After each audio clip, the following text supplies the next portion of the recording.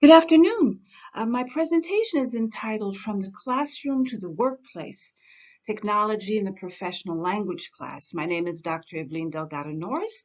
I'm from Chicago State University, where I'm Associate Professor of Foreign Languages and teach French, German, and also train our teacher candidates.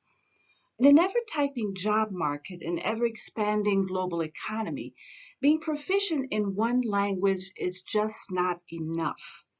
Fluency in another language opens up a wide range of interesting careers and makes students more competitive in an international market where knowledge of languages and cultures is vital. Why a second language? What are some of the skills and dispositions that are highly sought in the job market today? And what career options open up if individuals speak other languages? Finally, and that's really one of the main points of the presentation, how do we prepare students for the workplace in higher education in our own specific fields and particularly in world languages?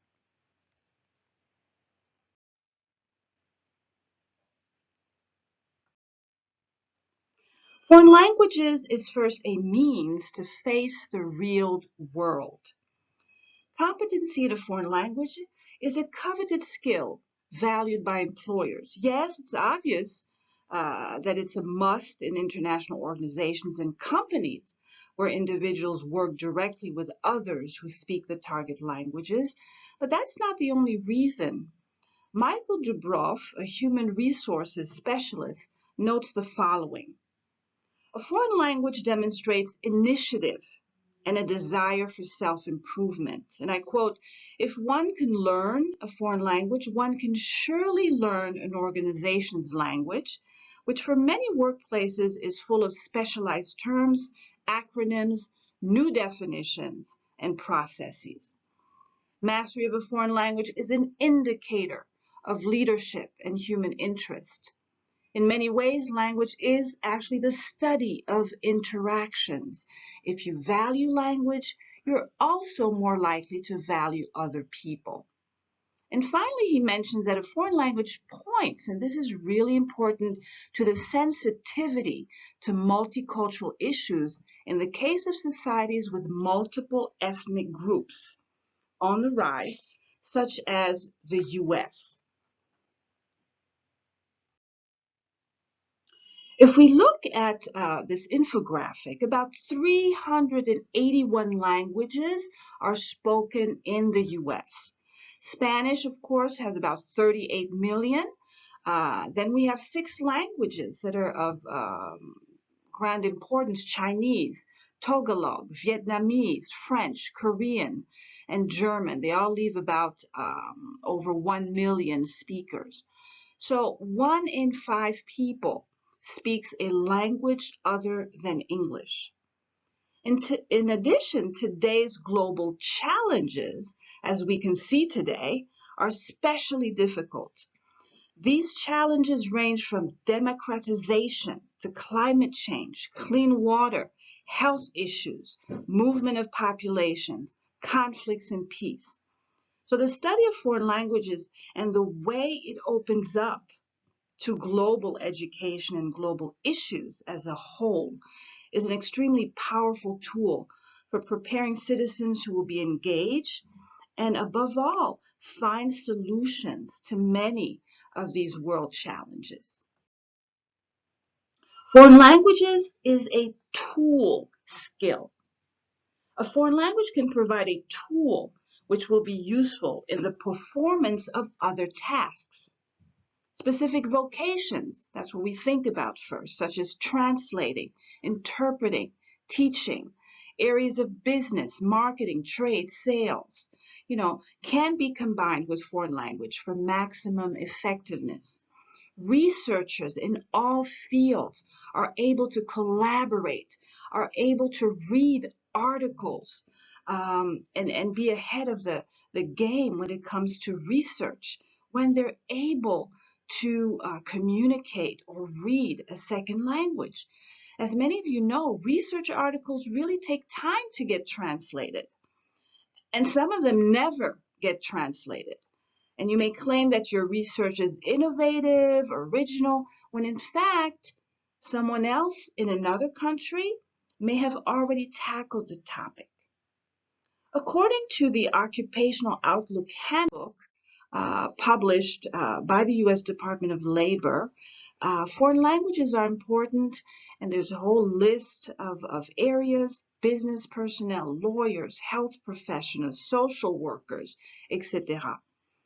And each of the major U.S. corporations, um, who have branches around the world, routinely employs between 5,000 and 6,000 persons every year abroad, just counting abroad. And this number has been climbing.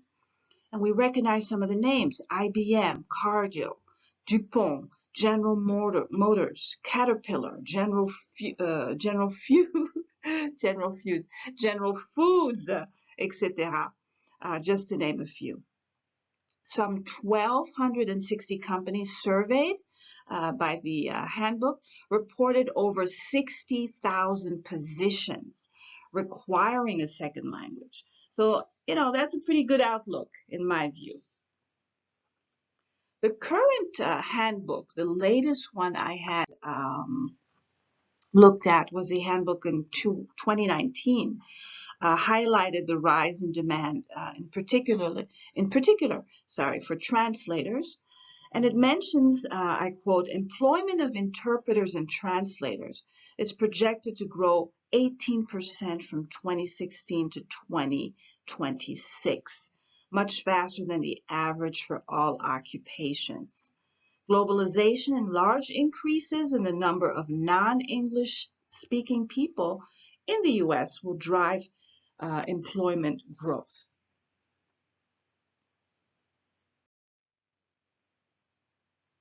In addition, growing international trade, broadening global ties should require more interpreters, translators, especially in emerging markets such as Asia and Africa. So I always like to mention these facts to those who study in the field of world languages, and really to try to rebuke those who question the value of the humanities in general. I understand we are, of course, in the era of STEM. Well, we have STEAM now that tries to incorporate the arts as well. But there's always an effort really to minimize the importance of the humanities.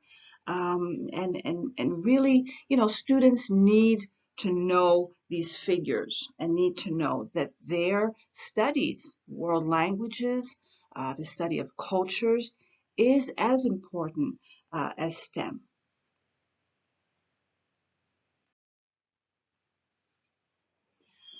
Preparing the global-minded citizen, looking at the world as a systems approach, is extremely important. So how do we prepare students for the workplace? Experts who study trends in hiring mention global mindedness as one of the hot skills in the 21st century. The cultural dimension in foreign language classes is often based on familiarizing ourselves with a target culture's history, geography, practices, and expressions, exercises in intercultural communication, and deep analysis of cultural phenomena. So developing global-minded individuals encompasses going a step further to mirror what our realities are today. The fact that all countries exist in an interdependent world and that complex connections exist between nations and the people who live within. Thus, a more global approach in teaching culture must also be implemented. One that highlights the interconnections between nations and peoples, raises awareness about cultural, socioeconomic, and political issues related to the diasporas and their effect on national and international relations. Finally, an approach that leads to reflections about global issues, such as the environment, health, immigration, religion, economic disparities, and yes, militarization. Today, more than ever, and we're all sitting here at home really reflecting on this and experiencing this. Nations do not live in a vacuum. The study of languages and culture must therefore reflect this reality and tackle this task with what I call a world as system approach rather than the more traditional world as nations approach. In an article entitled East of Gibraltar, West of Japan, Questions and Answers about Global Education, Thomas Collins really lists the important features of such an approach. Among these, he says, pay special attention to the concept of systems and interdependence and emphasize that problems, choices, and solutions went a little bit too far, uh, are all interconnected and must be dealt with in an integrated manner. View all subject areas as sources of data and not be limited to traditional content or sources of information. Include the study of important global issues in the classroom at levels of sophistication appropriate to students and according to their interest. Concern yourself with informal, out of school learning and use local and global communities as mini labs. And finally, feature cross-cultural awareness and consideration of other people's perceptions of issues and realities in a multi-ethnic, pluralistic society and the world. So we can begin to implement such globalization of our language classes and others in many different ways. An exciting way is, of course, to integrate lessons with what I call a global eye and using technology and internet mediated activities in our curricula.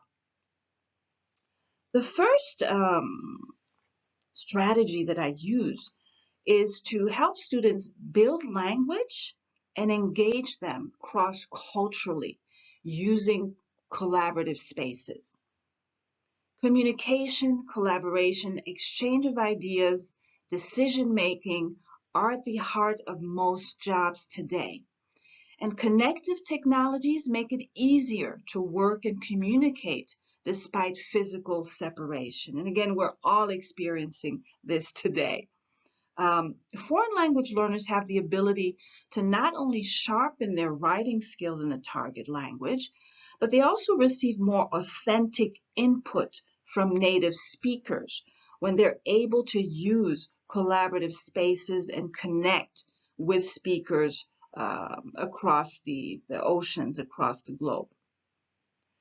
Also, guiding the exchange on a particular topic enables learners to explore questions of cultural and global interest. So I'm giving the example here of, a very simple use of collaborative space using the program. It's actually free, called mylanguageexchange.com.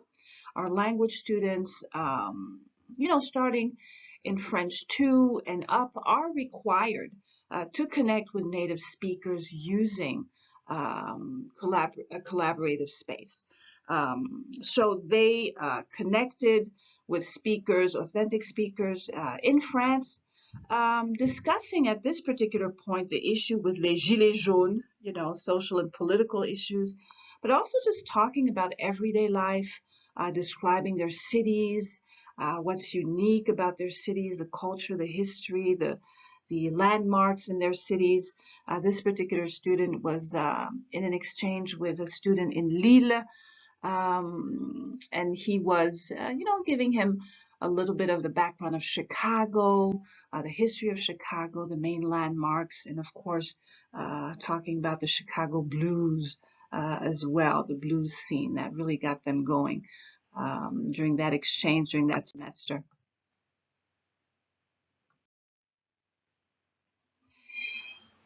If you want to have your students connect just on a one-on-one basis and have them freely, just talk about their everyday lives and studies, that's fine. But you can also engage in collaborative classroom to classroom projects, and here are some of the resources that you can look at.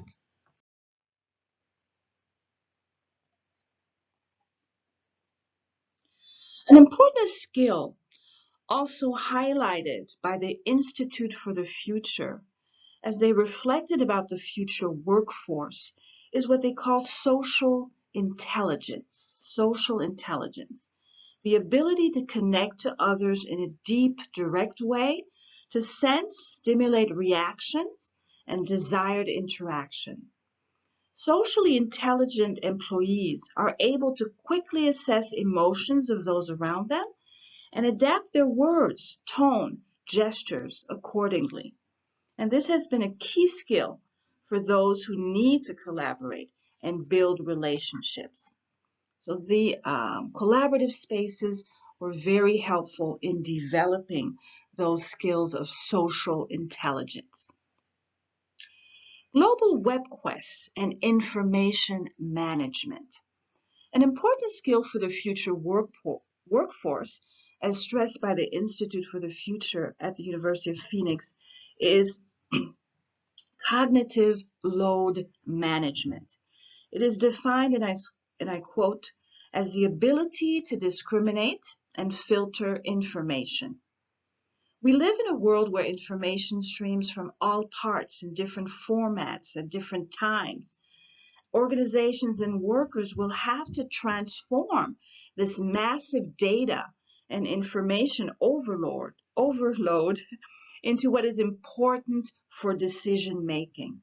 So in our effort to use authentic language and text in the field of foreign languages, the World Wide Web, as you can imagine, is a great tool for us, but it's also, when we use it, for us, it's an exercise in filtering essential information and making judgments on what may be relevant, important, and even true for the task at hand. A great technology-based activity to practice information management is the web quest. A web quest can be defined as an inquiry-based activity in which the information for completing a task is partially or totally drawn from the web. So here's an example from a web quest, an important world issue at the time when I designed some of my first web quests. This had to do actually with the global perspective on AIDS. The first web quest I had written, had to do with also a pandemic in many ways. And this was designed for students in our professional French courses, French for the health profession. So we do have a public health degree at CSU, and many of those majors take professional language courses in our department, and we tailor the curriculum to their particular needs. In reading about this global health issue, AIDS at that time, students learned about strategic responses to diseases. Among what they call the exceptional responses are included maintaining health issue as a priority for action at a global and national level, sustain activities in advocacy, education, etc. All skills, and this was really a framework they were able to use and that we're able to use today, I suppose, and transfer for other issues of national concern. Other web quests that I designed include learning about French cuisine, happier topics, French cuisine, gastronomy, science, and technology, using resources and sites exclusively in the target language. So you can see here an example of topics that center around gastronomy, but also science and other topics. Cité des sciences et de l'industrie, Institut Pasteur, which is one of the main medical research institutes in France. Maison Ampère, Musée de l'électricité, Palais de la Découverte, the Museum of Science and Industry in Paris, and even the site of the Prix Nobel as well. I think this is really important because the kind of web quest that I just presented and some of the topics really touch on the importance of interdisciplinarity and the use of foreign languages as a tool in any chosen field. Here, the sciences, for example. Science students who take our classes get excited about the content they are exploring and familiarize themselves with many prominent scientists and concepts, demonstrating that science goes hand in hand with language and culture on the global scene. Interdisciplinarity, which human resource people often call transdisciplinarity, is highly valued. It's literacy in and the ability to understand concepts across many different disciplines. And many of our global problems are just too complex to be solved by one specialized discipline. While throughout the 20th century, more specialization seemed to have been encouraged. I think that the next century is really going to see transdisciplinarity take center stage. During study abroad in France for Chicago State University, I really stress, interdisciplinarity, encourage my students to not just engage in their language studies, but really explore the different fields in France, and especially those that connect with their particular field of study.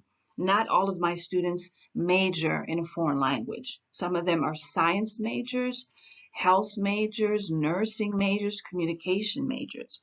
So in this particular, one of our particular stops in Paris was to attend a conference called Futur en Scène.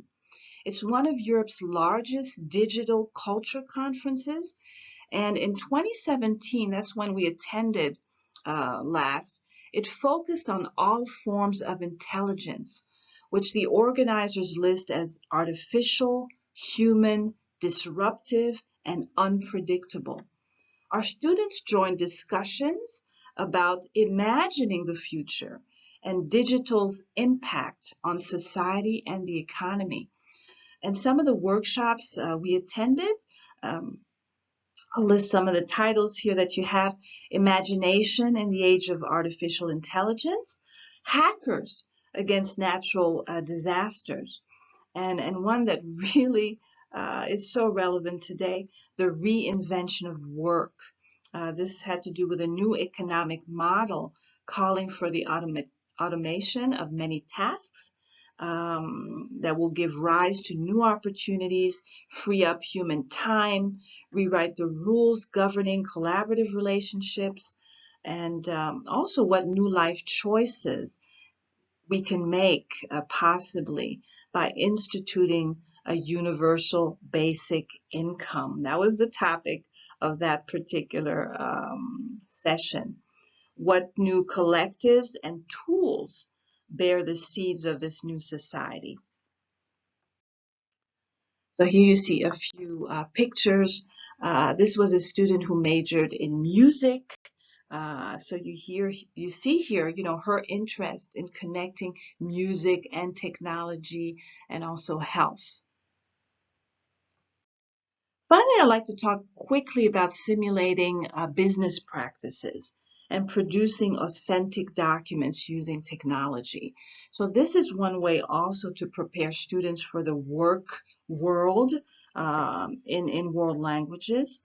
In the business and marketing world, tools such as blogs and websites contribute highly to the visibility and to product sales. So these are common practices.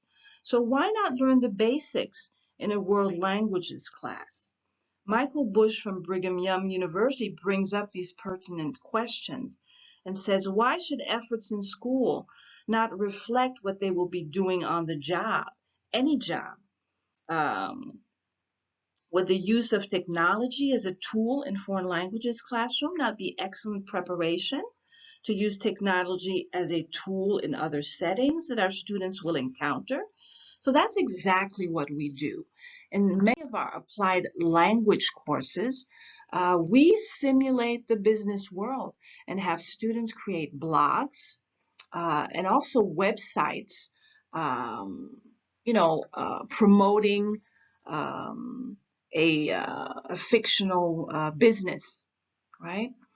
So these user-generated media really dominate our work and social lives. And websites are really important because they are the storefront of many companies. So this is an example of a fictional business website by one of our students.